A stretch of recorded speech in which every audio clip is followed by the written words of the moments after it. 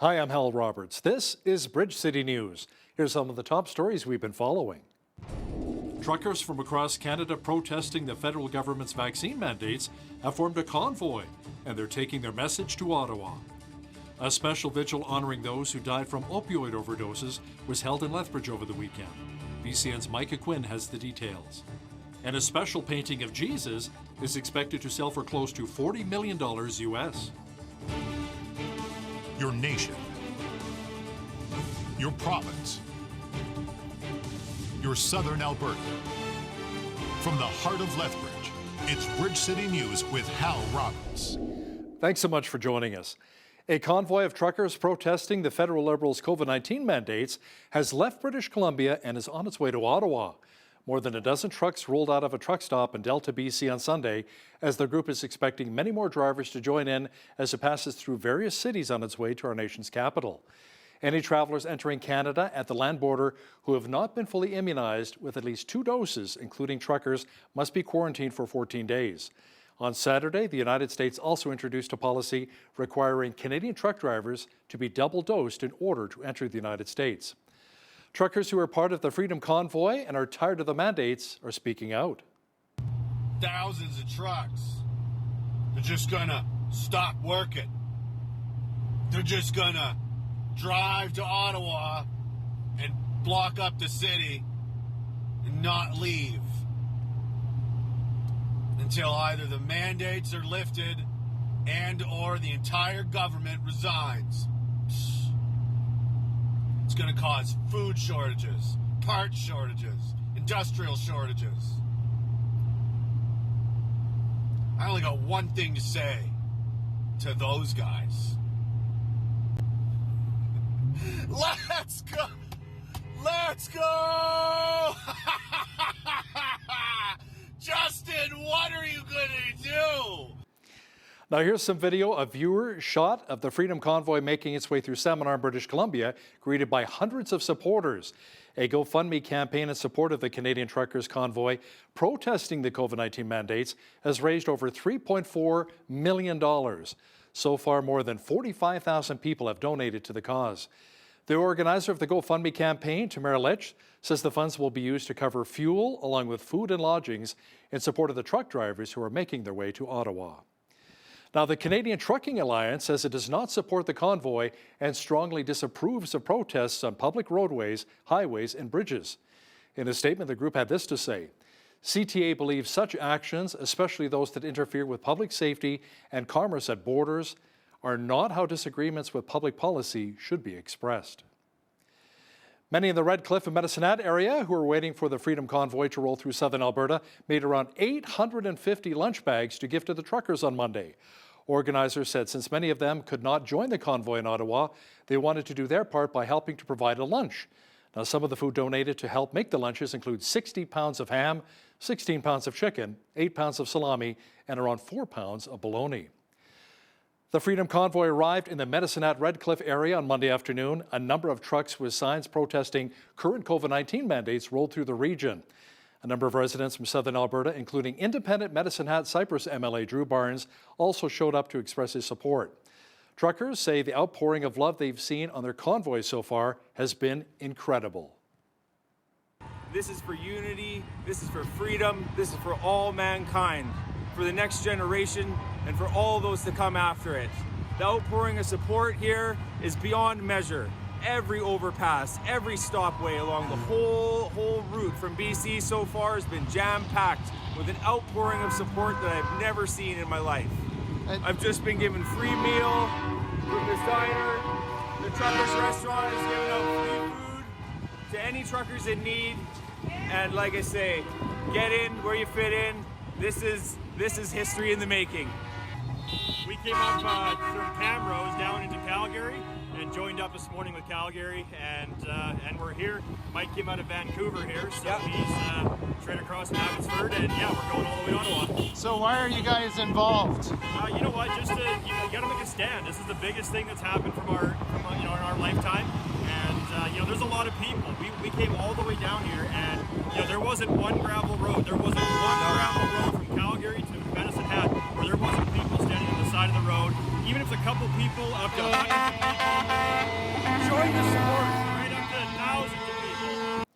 Saskatchewan Premier Scott Moe chimed in on the Freedom Convoy, saying that this rally is serious and that the federal government's mandate that truckers crossing the border be vaccinated is simply unnecessary. This is an essential service. These are the folks that are delivering our products, our food, in many cases, to our communities in Saskatchewan and in Canada. And they have operated safely throughout this pandemic, long before we had access to vaccines, long before we had many of the tools that are proving to be helpful and effective in our battle against the Omicron wave here today. Our truckers were going back and forth throughout this pandemic. They've done so, I think, largely in a very safe manner. And they are an essential service, and so we feel that the federal government, the policy that they've put forward, mandating vaccines for truckers to go back and forth across the border it's an unnecessary policy, and it's one that's going to have, unfortunately, potentially some significant impacts on us accessing essential services, including food that we need in our communities. Federal Conservative leader Aaron O'Toole responded to a question from a reporter earlier today, asking if his party supports the truckers and the Freedom Convoy. O'Toole, instead of answering the question, focused really on vaccines. We've seen a crisis in the supply chain coming for several months, and we've proposed policies to try and help alleviate that. The most important of which is vaccines. And we encourage everyone to get vaccinated and to get boosted. And how can we use those tools alongside the other tools to make sure that we don't see shortages on grocery store shelves? Because here's the reality. When there's a shortage of products, the costs go up, and Canadians are already 60% worried about paying their grocery bill. So we can't have policies that make that even worse, and we can't raise taxes. The Alberta government announced measures to address demands on emergency medical services. A number of officials from municipalities, including right here in Lethbridge, say they're not happy with response times from EMS since the province centralized the dispatch service. Health Minister Jason Copping says they're putting out a request for proposals for a third party to do an objective review of the EMS dispatch system. We believe that an outside group of experienced health system experts will be able to identify further opportunities to address ongoing pressures and improve effectiveness and efficiencies in how the dispatch system works. Our goal is to strengthen Alberta's province-wide EMS system and support further integration with the broader health system.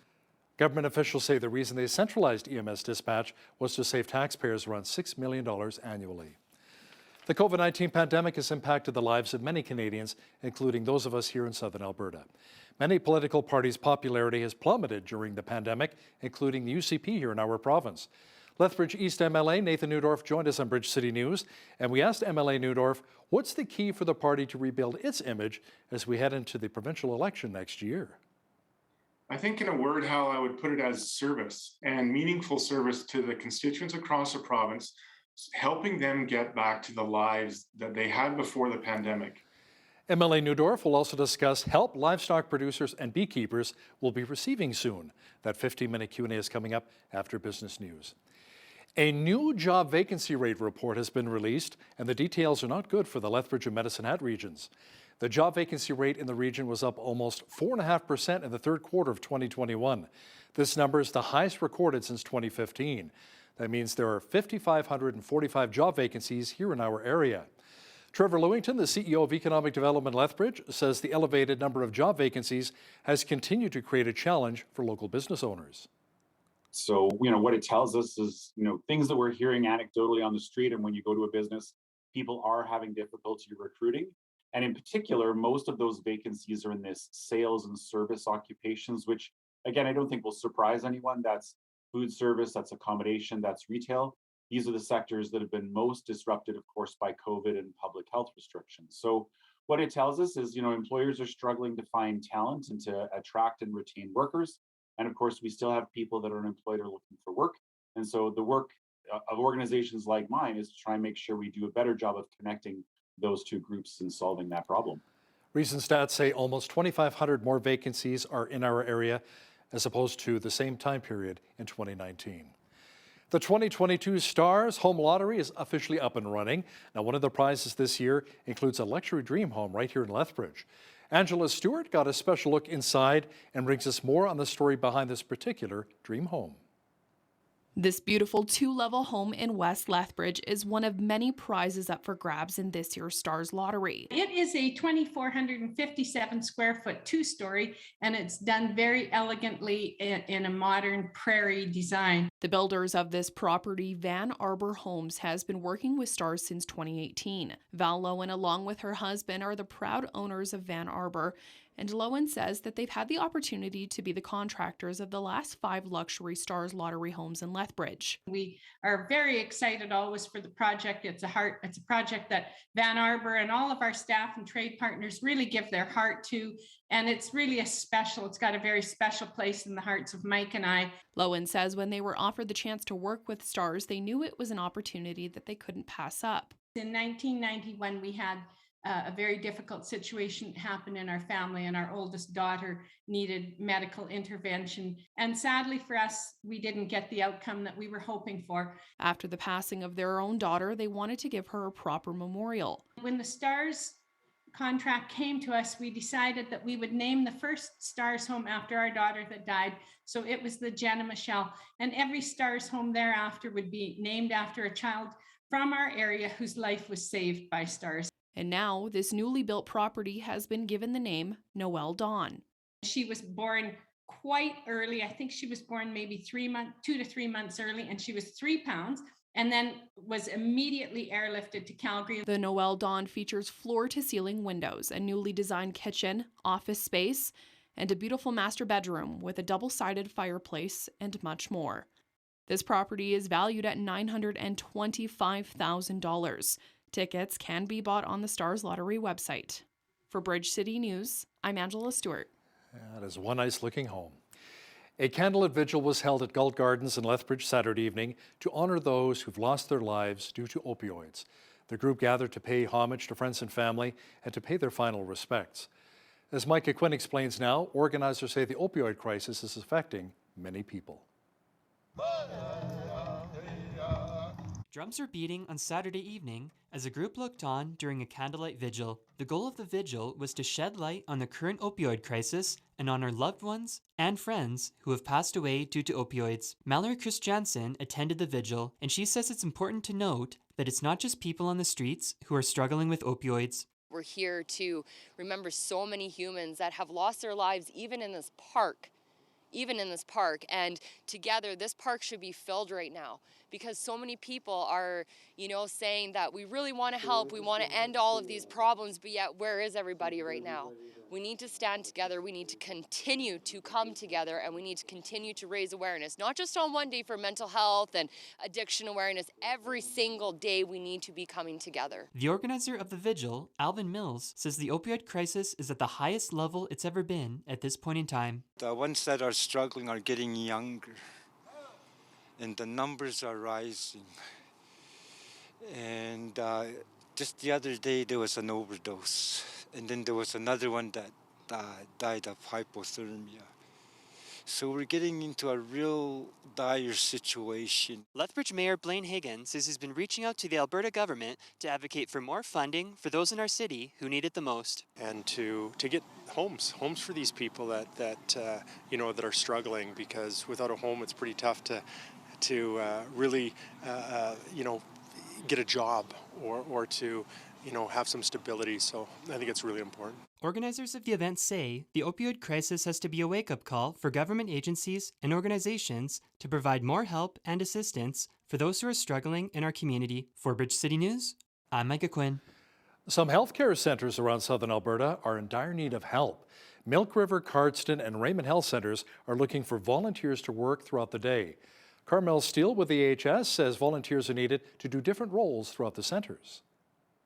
All of our rural sites are starting to pick up some activity, and with COVID, it's been pretty quiet for our residents and patients with not having a lot of visitors in. So we are actively recruiting for a variety of roles. Many of them are sort of one-on-one visiting kind of things. So some pet visitation, that would be one-on-one. Musical instruments that preferably could travel, like a guitar. We do have some piano playing opportunities as well, but that would mean bringing people together in a group. So we're just trying to keep as flexible as we can with offering those. Now, if you're interested in volunteering, you can reach out to AHS. All volunteers must be vaccinated against COVID-19. Many parents love incorporating peanuts and peanut butter into their family's diet. It was one of my signature favorites when I was a kid. Now, a new study shows that early treatment can help toddlers overcome their peanut allergies. This study was about trying to find a way to intervene early in the life of children and toddlers, 1 to 3-year-olds, that had peanut allergy and really significant peanut allergy. It was important for us to know that we could do that at that level, that more than 2/3 of those kids could have a very large change in threshold from about 1/10 of a peanut up to 16 peanuts. 5 people were found dead in a Milwaukee home on Sunday, and what police are investigating as multiple homicides. 4 of the deceased are adult males, and 1 is an adult female. All 5 deaths are being treated as homicides. The identities of the victims are pending. Autopsies are expected to take place sometime tomorrow by the Milwaukee County Medical Examiner's Office. At this time, the motive and information regarding any involved suspects is not known to us right now, as this is an ongoing investigation, as you can see. However, there is no information to suggest that there is a threat to the community. As tensions continue to heighten between Ukraine and Russia with a potential Russian invasion, a second shipment of United States weapons has arrived in Ukraine. The weapons are part of a $200 million security assistance package U.S. President Joe Biden authorized back in December. U.S. and NATO allies say they will do whatever it takes to protect Ukraine from a Russian invasion. We asked our foreign affairs expert Lisa Daftari if the West would actually go to war with Russia. The Ukrainians getting these weapons, the Russians not backing down. It does look like we're headed towards that kind of heightened conflict. At the same time, the United States and other partners have announced sanctions towards the Russians. It doesn't seem like it has scared them much, but in the long term, it will affect them. It will affect their economy. It will affect their ability to move as they do freely throughout the globe. Lisa will have the latest on how the West is supporting Ukraine amid the Russian threat coming up in the second half of our program. Sotheby's Auction House in New York is predicting a painting of Jesus Christ by Sandro Botticelli will sell for upwards of $40 million US next week. Botticelli is playing with time here, with temporality. You're seeing Christ both before and after the crucifixion. So he's bound with the crown of thorns as he was presented by Pilate to the people of Jerusalem, the crowd. But then you also have the stigmata in his hand and in his side, and he's sticking his hand into the wound in the side to remind you that this was part of the Passion, but it's also after this takes place. So it's outside of time, this representation of Christ, which is, I think, very important to Botticelli, to show the timelessness, to show that Christ, while human, is also outside of any temporal constraint. An incredible work of art.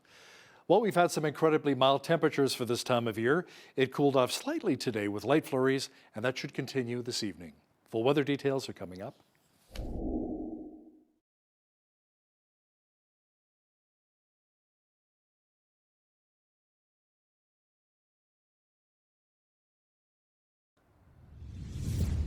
We had around 2 centimeters of snow today with winds up to 40 kilometers an hour. Tonight, more snow developing with a low near -7. Tuesday, mainly sunny with a high near 6 degrees. Wednesday, a mixture of sun and cloud and the temperature dropping to 2. Thursday, mainly clear with a high again near 2 degrees. Friday, the mercury should climb up to 10. And not a bad weekend is shaping up so far. Saturday, expect a few clouds with a high of 8. Sunday, partly cloudy with a high near 5. The average high for this time of year is -2 degrees and an average low of -14. The record high was 17 degrees set back in 2005, and the record low was a very chilly -41 in 1957. The sun rose at 8:14 and the sun set at 5:13. Let's see how Tuesday is shaping up across the country now. Expect a cloudy day with a high of 6 in Victoria, BC, mainly cloudy and 5 for Vancouver. Just a few clouds and 4 degrees is on tap for Edmonton on Tuesday. Lots of sunshine and 6 for Calgary. It should be mainly sunny and -15 degrees in Regina. A few clouds and -7 in Saskatoon. Winnipeg had an extreme cold warning today. Tuesday, much of the same with a high of only -22 degrees. In the central part of the country, expect light flurries of -6 in Toronto, snow and -10 degrees in Ottawa. A good chance of flurries, a -10 as well for Montreal. In Atlantic Canada, expect snow and -9 in Fredericton, New Brunswick. Periods of snow mixed with rain and 3 degrees in Halifax, Nova Scotia. Snow and 0 for Charlottetown, PEI. And in St. John's, Newfoundland, the clouds should clear out and you should see a high near -1 on Tuesday. A new Indigenous group says it is seeking an ownership stake in the Trans Mountain Pipeline. The not-for-profit Nesika Services says it aims to bring 129 Indigenous communities together to explore equity and revenue-sharing opportunities in the pipeline. The group says they're not backed by industry or affiliated with any financial institution. The Trudeau Liberals bought the Trans Mountain Pipeline with $4.5 billion tax dollars back in 2018 to ensure the expansion project proceeded. It said it did not intend to be a long-term owner. Calgary-based energy infrastructure firm Enerflex signed an all-stock deal to purchase U.S.-based Exterran, which sells life cycle products for oil and gas applications. Enerflex stock was down around 18% in early trading after the $735 million U.S. deal was announced. Enerflex is a supplier of natural gas compression, oil and gas processing, refrigeration systems, and electric power generation equipment. It says the deal will strengthen its ability to serve customers in key natural gas, water, and energy transition markets. Freshie says a strategic partnership with 7-Eleven Canada is part of its mission to make healthy food affordable and convenient. The first phase of the partnership will see the launch of Freshie's vegan energy bites at around 600 7-Eleven locations across the country. Officials at Freshie say 7-Eleven has a vast store network and incredible brand recognition that resonates with consumers. Company officials at 7-Eleven, meanwhile, say the partnership reflects the chain's ongoing efforts to find innovative ways to cater to a new generation of shoppers. Now, here's a look at today's markets. The TSX was down 50 points on the day to finish at 20,571. The Dow was up 99 points to 34,365. The S&P 500 was up 12 points to 4410. And the Nasdaq was up 86 points on the day to 13,855. West Texas Intermediate Oil was down 99 cents to 84.15 US per barrel. Natural gas was down 4 cents to 3.96 US. Gold was down 3 cents to 18.4303 US an ounce. And silver was even on the day at $23.99 US an ounce. Feed wheat is at $11.97 per bushel, barley's at $9.42, canola's at $22.56, and corn is at $10.54 per bushel. Live cattle were down $1.60 to $136.33, feeder cattle were down $1.80 to $158.48, and lean hogs were up 13 cents to $86.33. The Canadian dollar was up slightly over the past 24 hours to 79.14 US.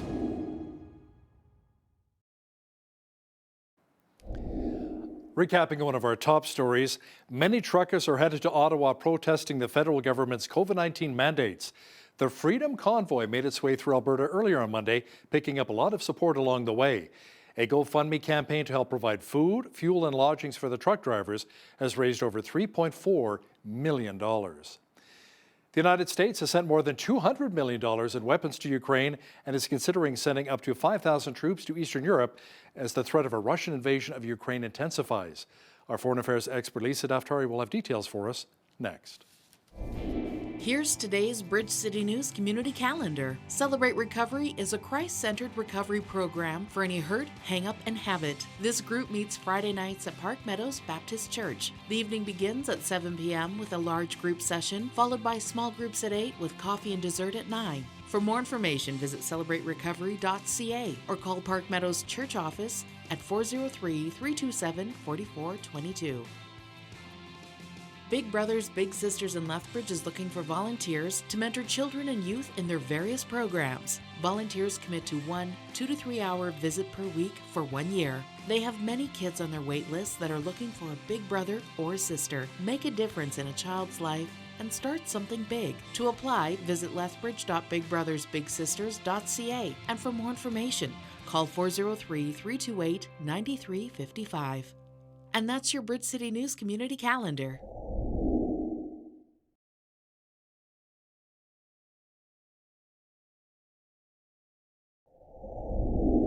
Tensions continue to rise between Russia and Ukraine as more Russian troops have made their way to the Ukrainian border. Now, the United States is considering doing the same, sending some troops. To discuss this in more detail is our foreign affairs expert, Lisa Daftari, joining once again from Los Angeles, California. Lisa, the Biden administration was discussing sending up to 5,000 troops to Eastern Europe and the Baltic states.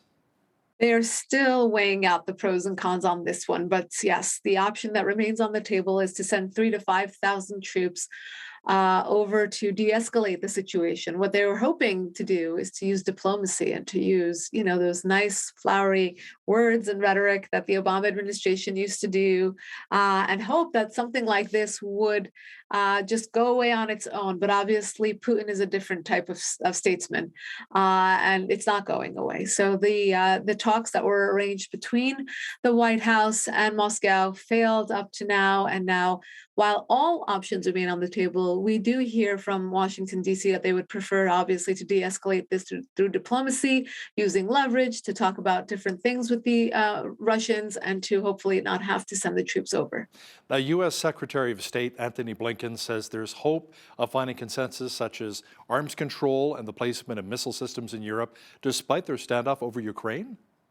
Yeah, so that's exactly what he's hoping to do, to say, well, Putin has a lot of interest globally. I mean, connect the dots, right? If you look at all these different hotspots around the world where the Russians have a hand in what's going on, well, maybe we can sit down and talk to them. Maybe we can use this situation to offer some incentive. Maybe we can talk about arms control. Maybe we can talk about some other topics that interest the Russians so that they do not go and bother the Ukrainians once again. But you have to look back at history and look at the fixation that the Russians have over Ukraine and over controlling Ukraine. So, it's really no surprise that right now, when they do sense weakness from the White House, this would be the time to start, inching towards Ukraine as they have in past months. And obviously now it's come to a head. So they're either going to go in, or they have something in mind that they want, that they will use this to leverage. But either way, the Russians know they have the upper hand right now.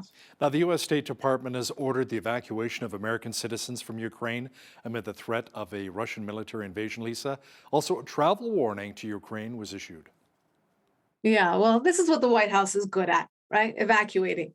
When in doubt, evacuate, and that's what we did in Afghanistan. And that's, these are the warnings that are always issued from the State Department very quickly after we see some escalation in parts of the world. Look, it's not a mistake. Obviously, we want to get American citizens and those who are close to the United States out of harm's way. We don't want people traveling there unknowingly to get themselves caught up in some sort of heightened tensions between the two countries.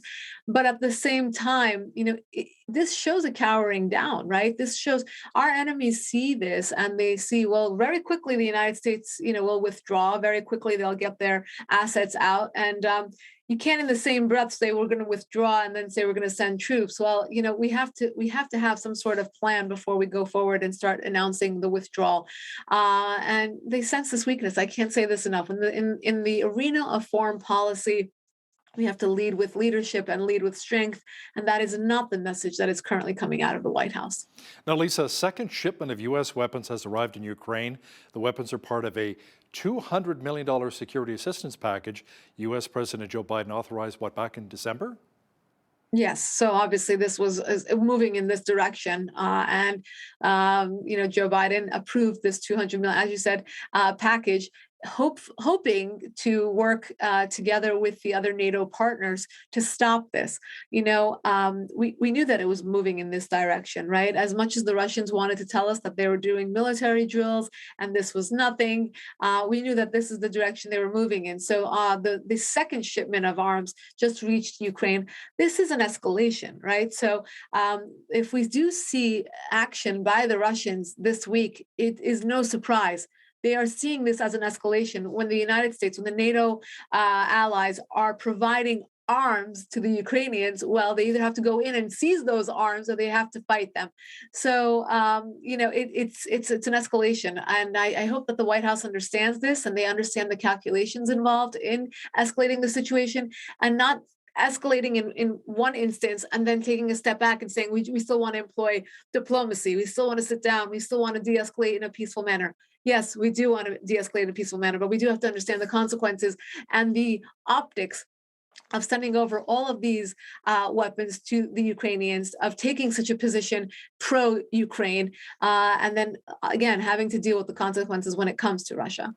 So we talked about the Biden administration potentially sending 3,000 to 5,000 troops to support Ukraine.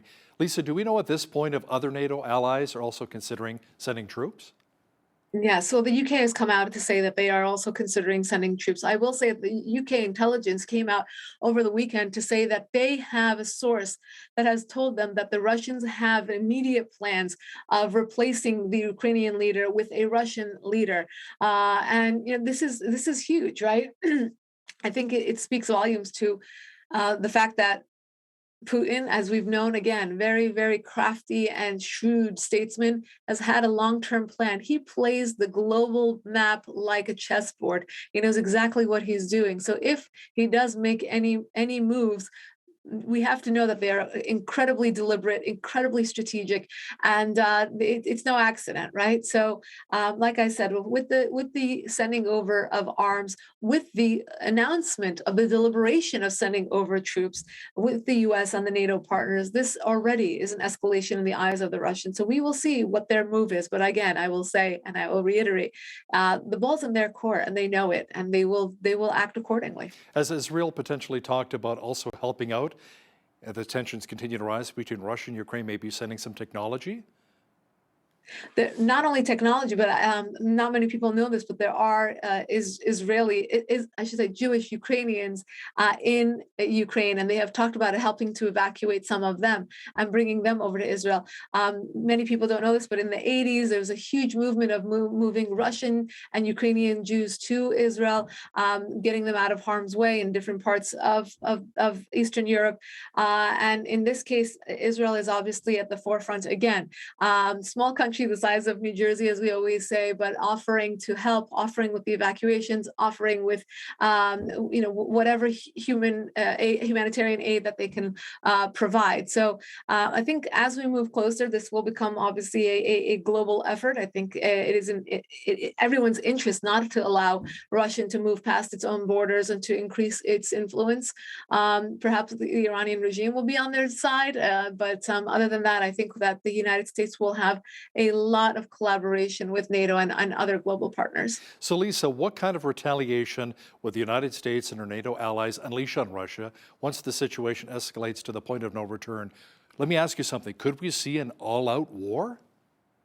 Right. So, we don't want to see an all-out war, and obviously that's the message we're getting from the White House. But if it has to come to that, again, the Ukrainians getting these weapons, the Russians not backing down, it does look like we're headed towards that kind of heightened conflict.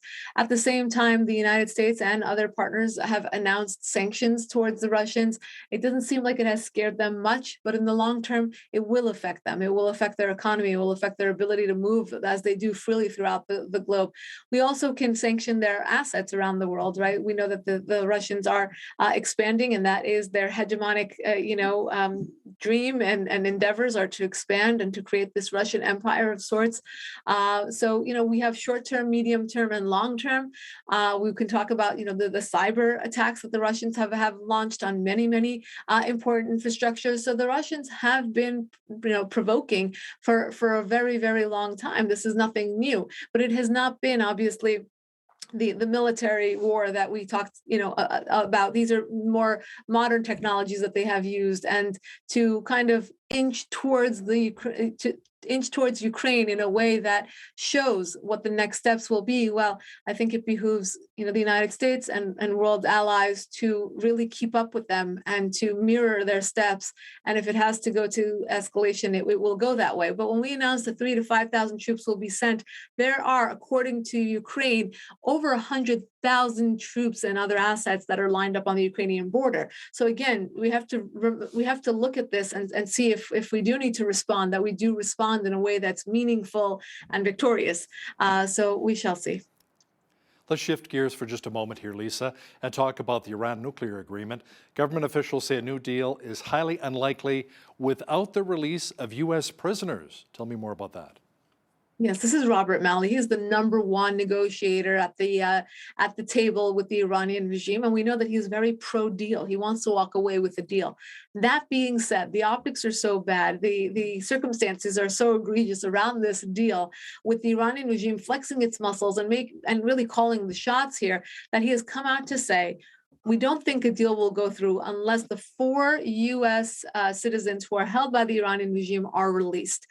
Now, he did reiterate that these 2 deals are separate. That's exactly what the Obama administration did. They did not negotiate human rights or the hostages or anything else together with the nuclear deal. They didn't want to mix all of it together. They didn't want to conflate the issues.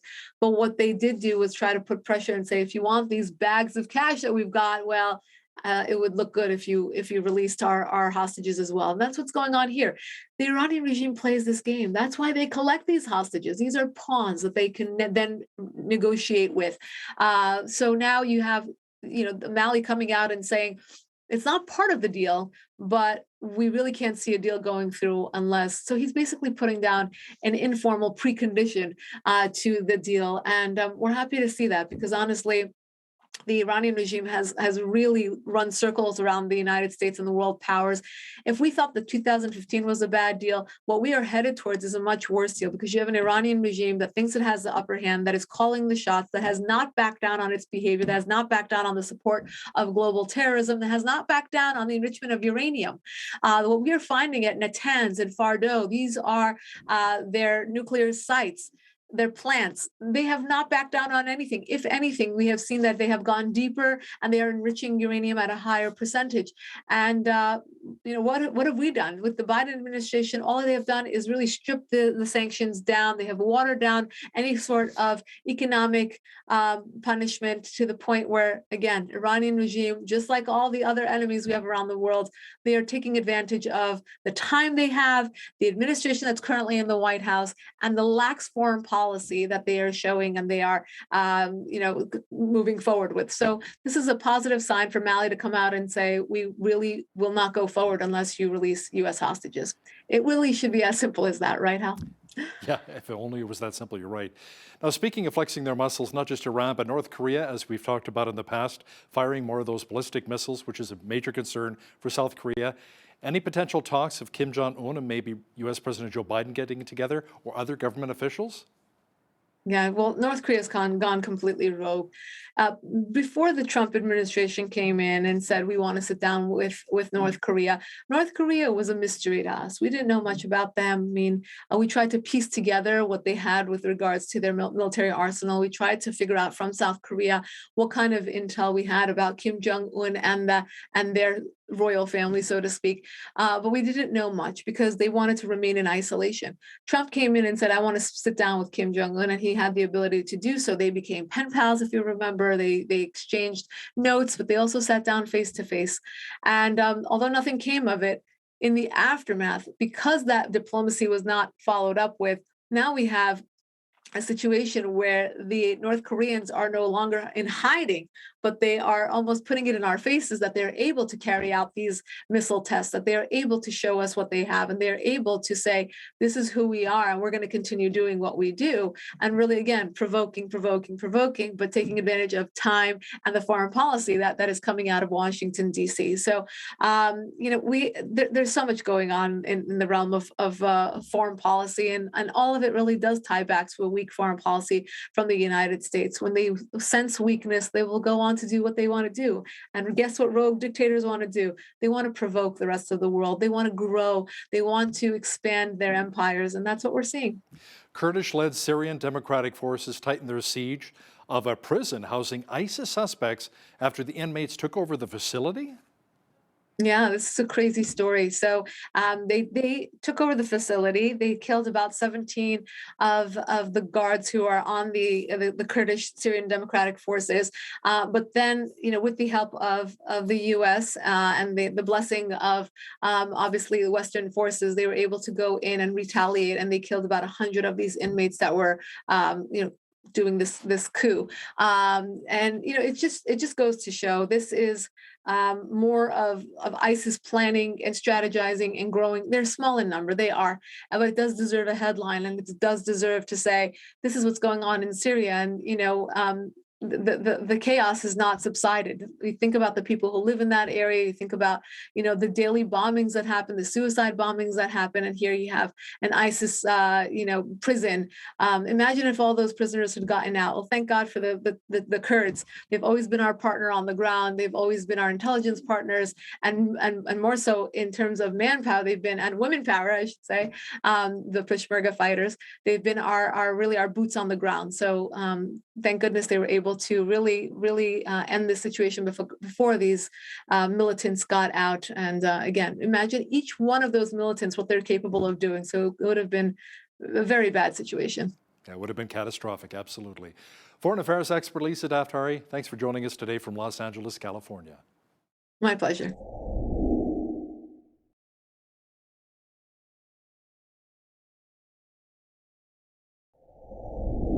The province of Quebec is looking into issuing fines for those who are unvaccinated. Will Alberta go down a similar path? Premier Jason Kenney has said in the past that getting the COVID-19 vaccine will not become mandatory in our province, but also recall a time when we weren't supposed to have any of those vaccine passports either. To discuss this in more detail is Lethbridge East MLA Nathan Neudorf joins us now via Zoom.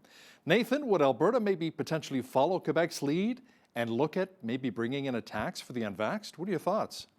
Absolutely not, Hal. That is not the people of Alberta in any way, shape, or form. And I think we're actually much closer to moving towards a more productive and unifying kind of stage of this pandemic towards that endemic stage.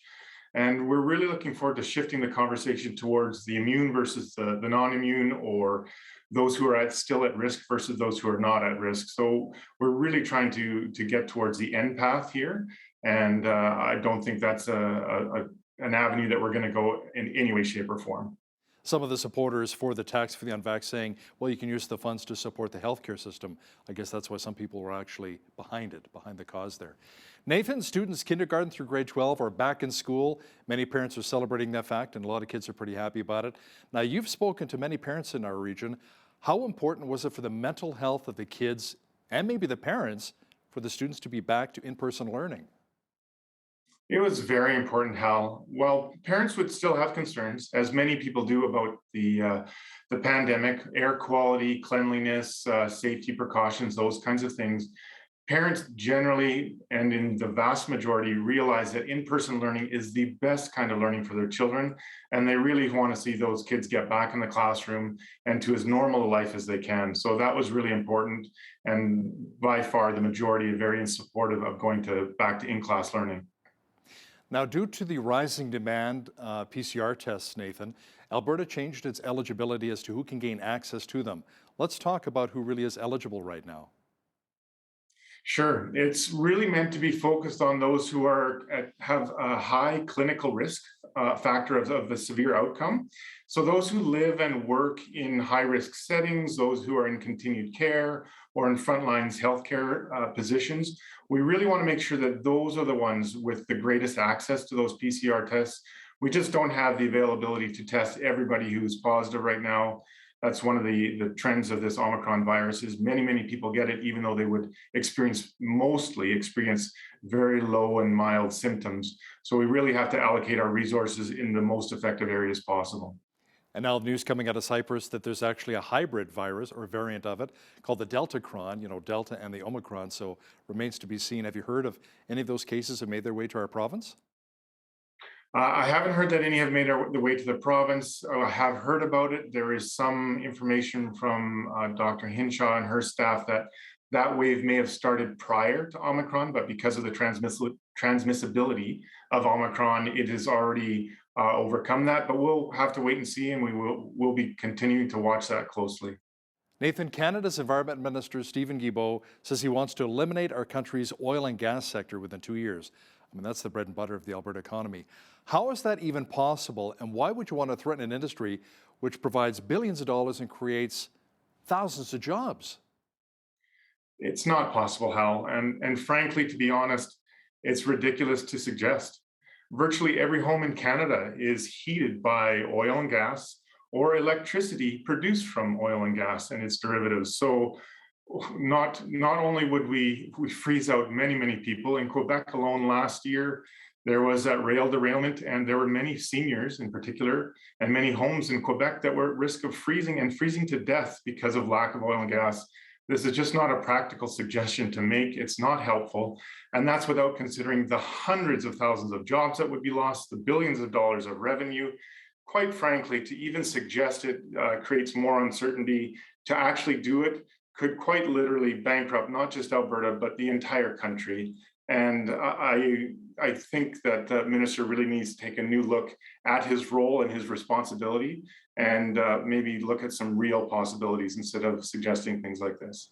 What kind of financial footing do you think Alberta's on right now? I guess we got nowhere to go but up following the pandemic, the recession we were in, but oil is now over $80 US a barrel. Are we in pretty good financial shape heading through 2022? Well, we're definitely in a better position than we were, and I think this underlines the challenges that Alberta has always faced with the oil and gas sector and the ups and downs of a resource market.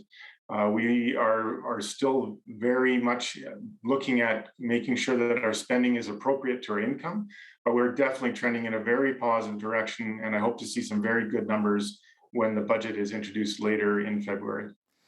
I chatted with Jobs Minister Doug Schweitzer recently, had him on the show, and he talked about the 130,000 jobs over the past year making their way to Alberta here. Where do you see a lot of industries really thriving outside of the oil and gas sector now that oil has rebounded? Sure, there's lots of sectors that are doing very well. We see our STEM and research, our film industries, our financial and financial technologies industry. We hope that this year we'll see a strong rebound for our tourism. Our agricultural industry has been steady throughout, and construction is definitely on the rise, not just in the province, but also here in Lethbridge. So a lot of bright spots that will continue to grow as we come out of the winter season and into spring and summer, and very much looking forward to that. Now let's talk agriculture for just a moment here, since it's a really big part of our economy here in southwestern Alberta. The province recently announced that livestock producers and beekeepers can apply for more funding for those hit with severe drought conditions last summer. How much funding are we talking about through this Canada-Alberta Livestock Feed Assistance Agri Recovery Initiative? In total, the province and the federal government together have come up with $340 million of supportive funding for those who were really negatively impacted by the drought last year. Farmers and ranchers, in terms of the cattle industry in particular, would be able to apply for up to $200 a head. And that deadline is January 31st. I'm not quite sure how that translates to beekeepers. I don't know if they get funding by the head or if their funding is more lump sum in nature, but they would also be eligible for some supports. Let's circle back to jobs for just a moment here, Nathan. Now, like we mentioned earlier, Alberta added 130,000 new jobs, but unfortunately in our region, the unemployment rate actually went up from 4.8 to 5.2%. What more can the province do to ensure that people here in Lethbridge and southwestern Alberta are working? Sure, and I just want to create a little bit of context. 4.8 to 5.2 is still extremely low in terms of unemployment. I mean, if you get into the 3s and 4s, that's almost unsustainably low. So 5.2 is still rather healthy. It's a good number to be at. But I think it's actually, when you go a little bit deeper into it, it's an indication that our economy is actually expanding. More jobs are coming onto the market, and more people are looking for those jobs. Both are positive indicators, even though that unemployment number has crept up. I think Lethbridge in Alberta is still the second lowest of unemployment in the entire province. So we're at a very good place. I think, though, we don't want to see those unemployment numbers rise. I think we're in a period of transition, and they actually speak of better things coming. There's a lot of employers in Lethbridge and area that are looking for people to come to work. So as those people re-enter the market, they enter the market as unemployed, but they will be, once they get a job, they will become gainfully employed. And I think we're seeing a good trend overall, even though we've had a slight dip, which is not uncommon during the winter season. Our province's Associate Minister of Status of Women says Alberta leads Canada with a 60.6% employment rate.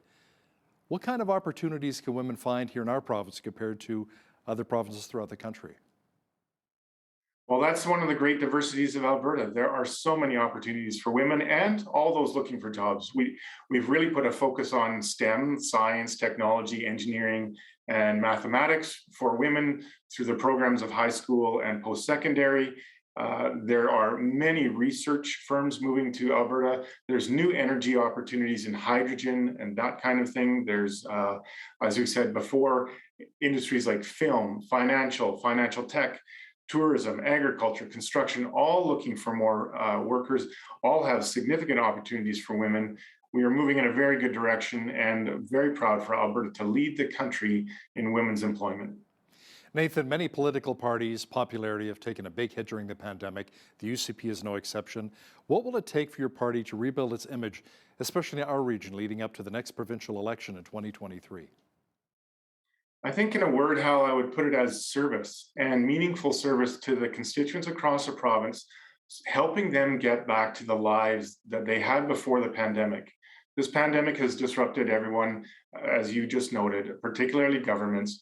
But I'm very pleased to represent Lethbridge East, and see roles like my new appointment as Parliamentary Secretary and Water Stewardship for the Minister of Environment.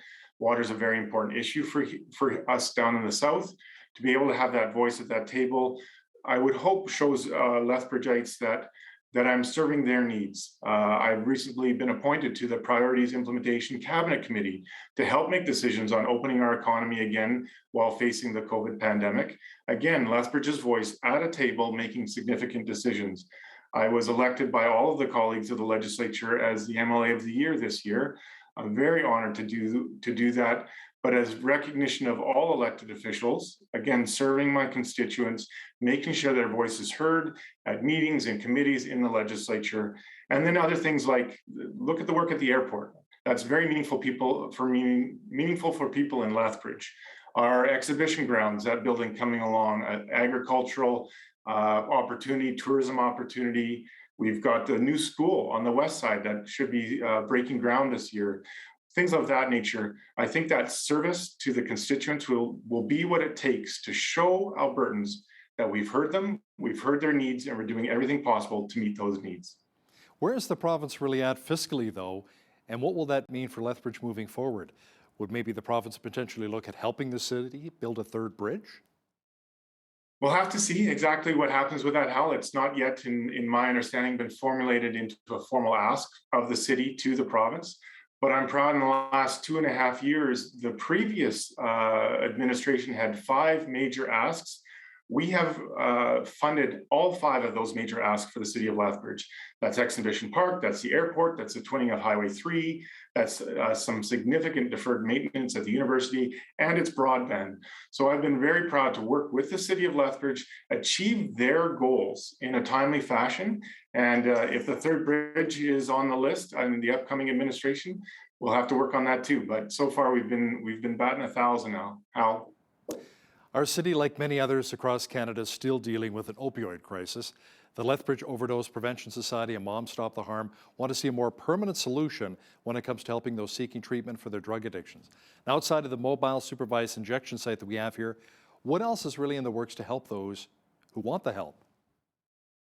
Sure, Hal. I think it's a very important topic and issue, particularly for Lethbridge.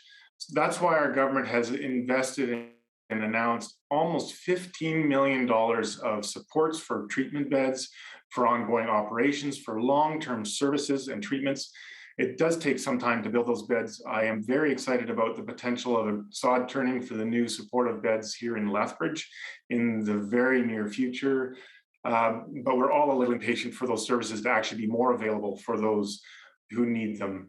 So we've got a little bit more time to go, but again, as we come out of winter into spring, as those building activities pick up, we'll actually be able to start seeing those buildings get built, those beds be in place, those service workers manning those beds, and that will make a major change. And I look forward to that, to really meeting the needs in an ongoing, long-term kind of basis to, again, help those who want to get out of addictions onto a better path.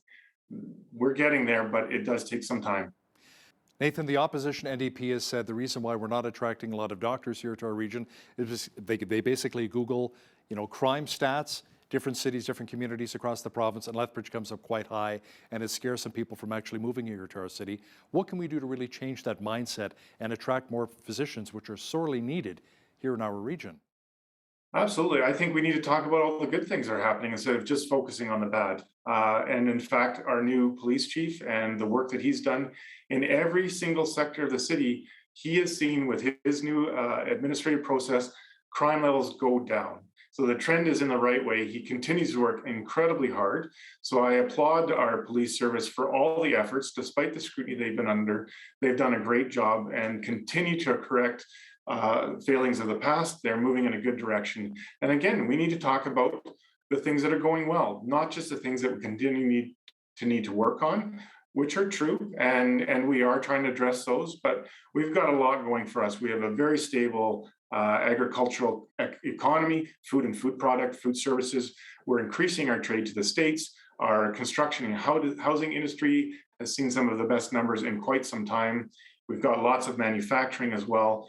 Things are going much better and trending much better. And I just hope that rise continues for the betterment of Lethbridge. And that, I think, coupled with a very good standard of living and a low cost of living, should attract doctors as we move forward on that trajectory as well.